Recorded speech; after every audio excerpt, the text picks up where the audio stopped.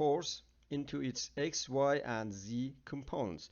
Four forces are acting on the system. First, you need to inspect each force very carefully to see what is given. By looking at F1, you can see that a triangle, a small triangle, is presented on F1.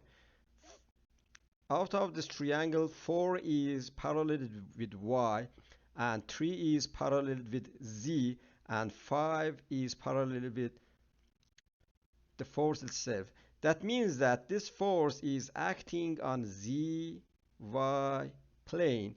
On the other hand, it's going to have just two components. And this is pretty much a simple 2D force. So F1 from 2D system, you remember that it's going to be 3000 times parallel with Y is 4 divided to 5. This is J component plus 3000 times parallel with Z is 3 divided to 5, and this is K component.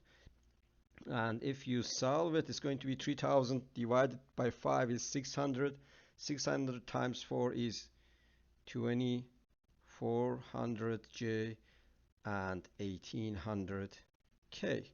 Very straightforward. Then F2, you can see that it's acting alongside X but in the opposite direction. That means that F2 is going to have just one component, and that's 6000 I. It's acting on the opposite X direction. F3 has similar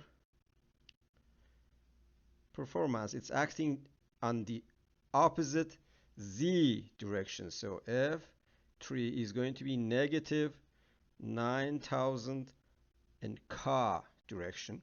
And F4, alpha, beta, and gamma are given. You need to just multiply 3000 to cosine 60I plus cosine 120J plus cosine 30K.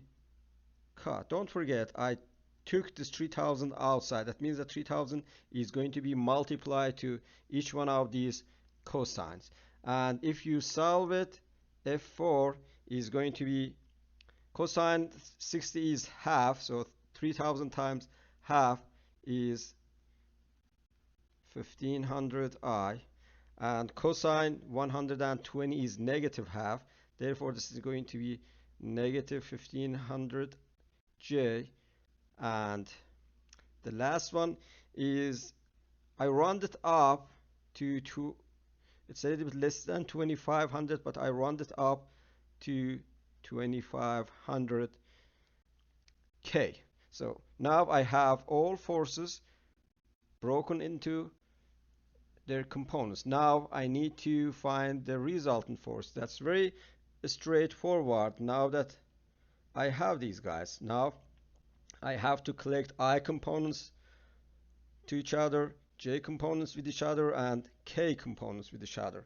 So I component is going to be negative 600, 6000, and 1500. Therefore, it's going to be negative 4500. J component are going to be 2400 and negative 1500. So 24 minus 15, it's going to be 9 positive 900 J, and K component is going to be 1800 minus 9000 plus 2500, and if you solve it, it's going to be negative 4700K.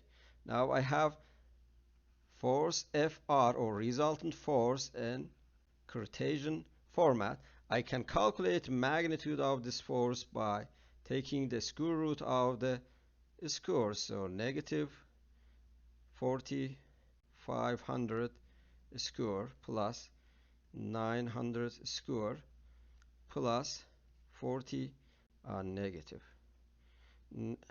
negative 47